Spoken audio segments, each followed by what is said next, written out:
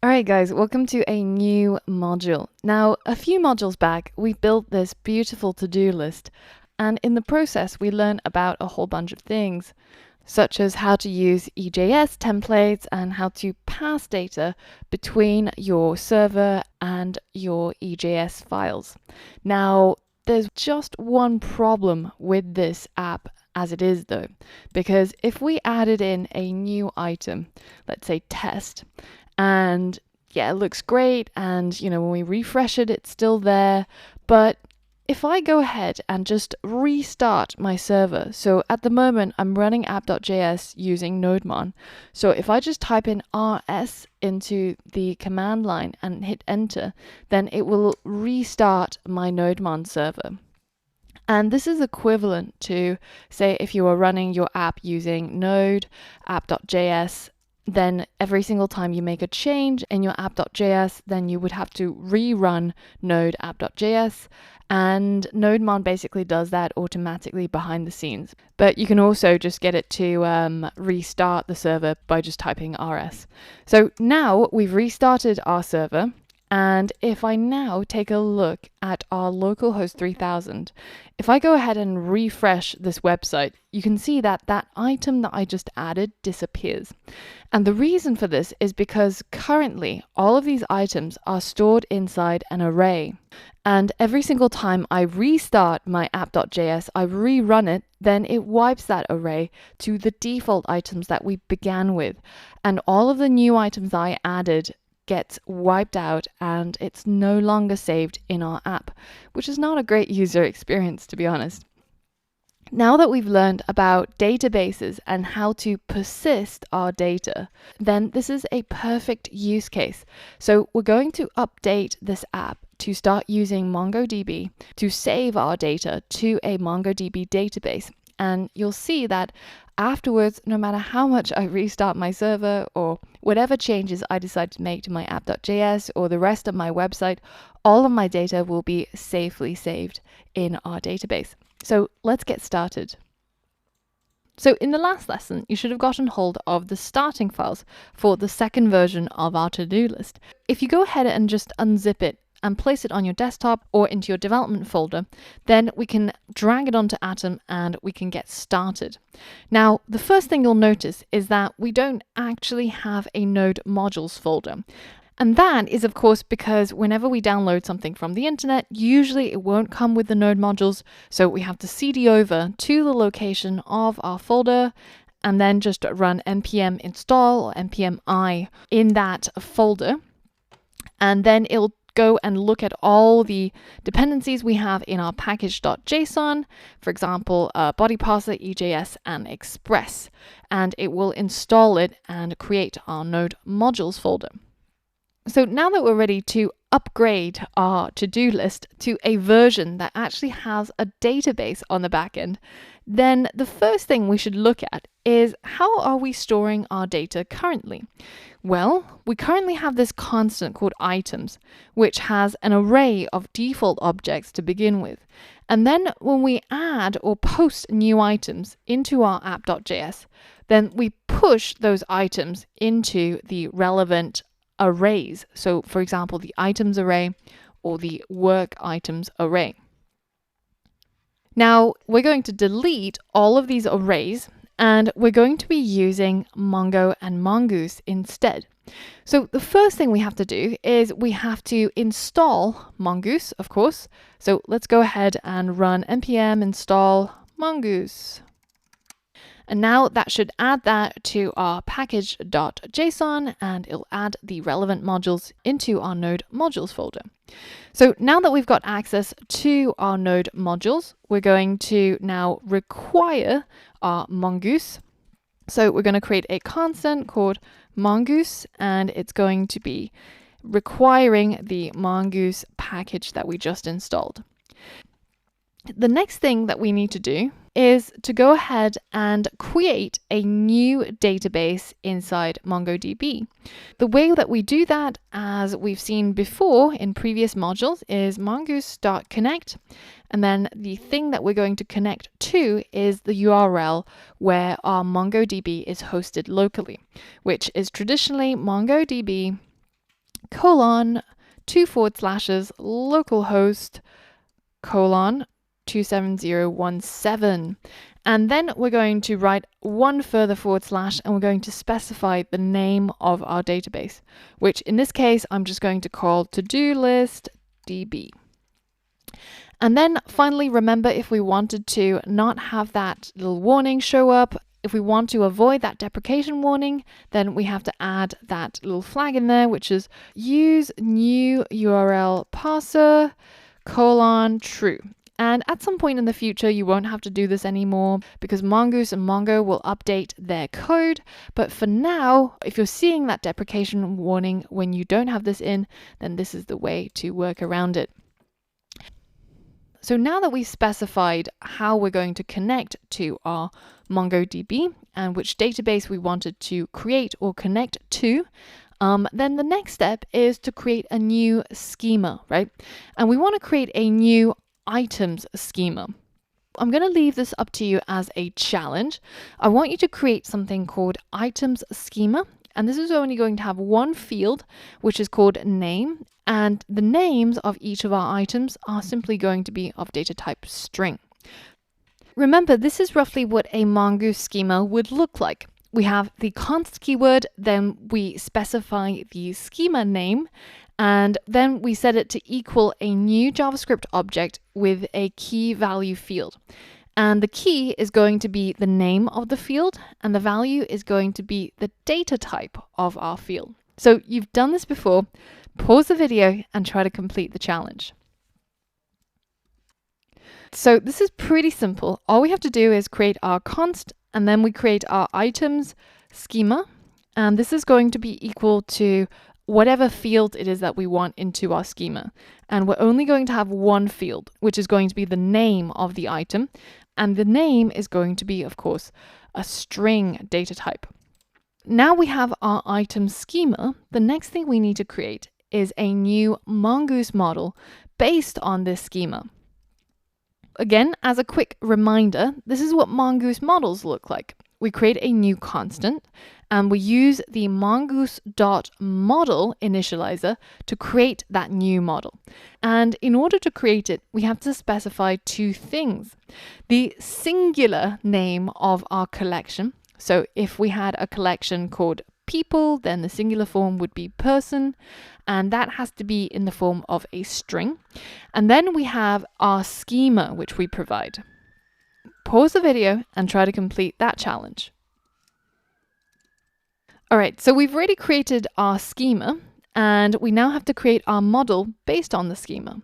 Let's create a new constant, and we'll call our model item with a capital I. So remember, whenever you have a Mongoose model, it's usually capitalized.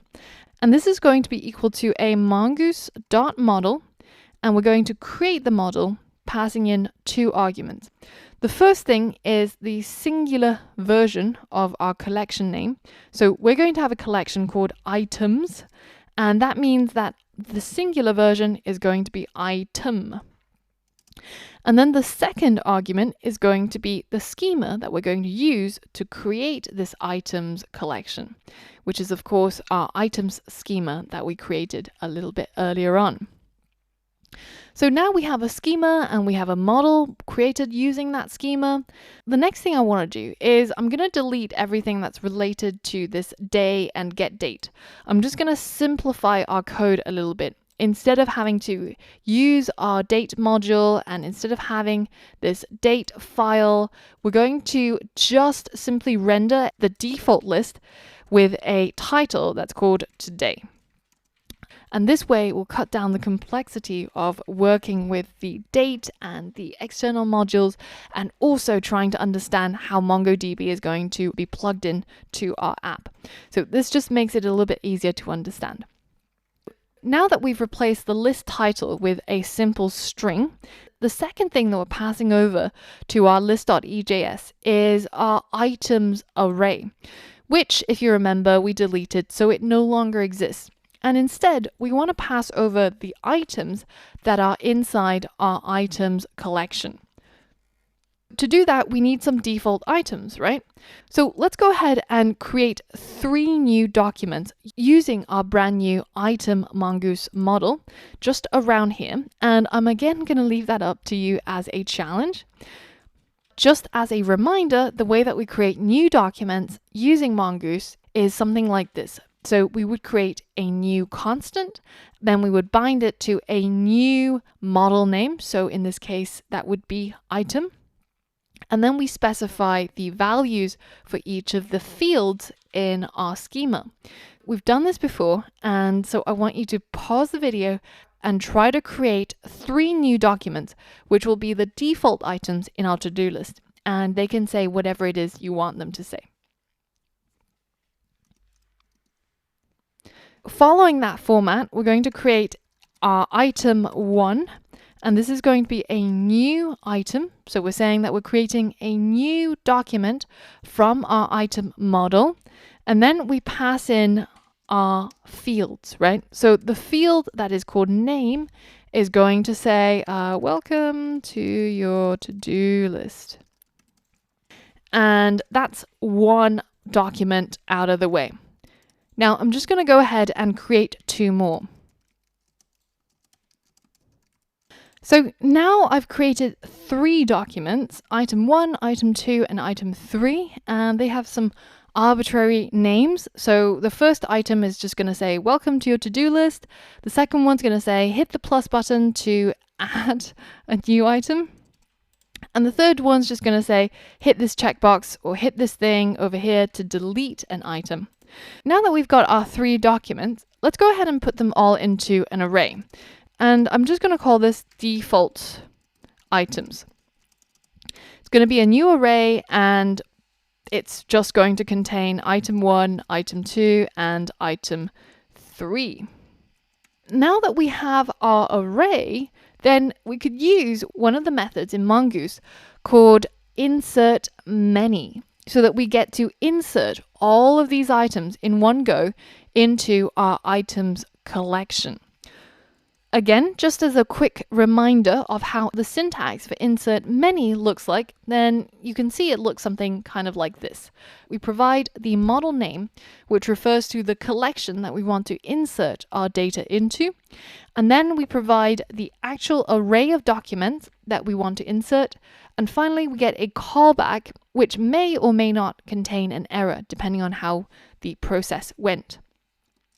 So while I'm showing you a lot of syntax using slides, you can also, of course, just simply read the docs inside Mongoose, right? So if you go to the docs and you go over to the API and find the model API docs, then you can find these things such as insert many and see the full explanation and example as well. So don't feel like you have to rely on just the hints that I've given here. Coding is essentially an open book exam. You can refer to as many sources as you like in order to get to the answer.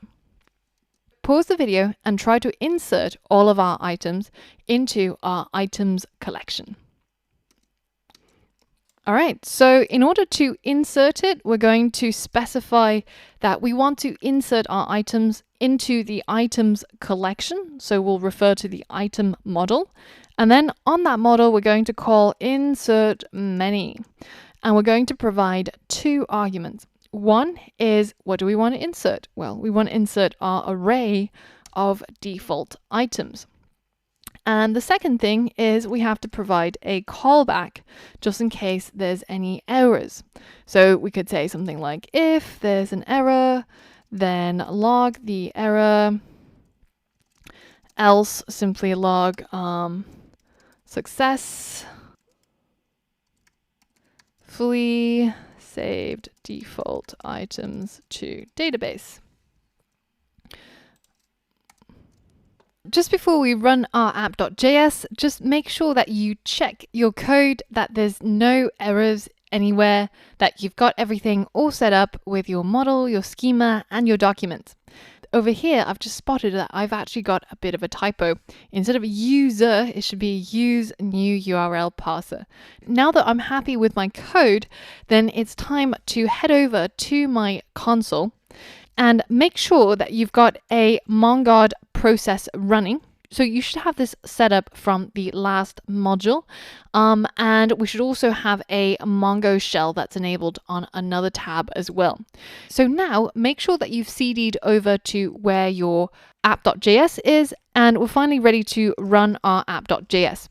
So now if I hit enter, you can see that we get the server started, but also we get the message that says successfully saved our default items to database. If we switch over to our Mongoose shell and we say show DBs, then we now have this extra database called ToDoList DB. And if we go ahead and say use ToDoList DB, and now we show collections, you can see we've now created this collections called items. And this is all done when we created our Mongoose model and specified the singular name of our collection. So now if we say db.items.find, basically find all, then now we've got 3 documents saved in there which correspond to our default list that we want to show when we create a new to-do list, right? So that was pretty successful.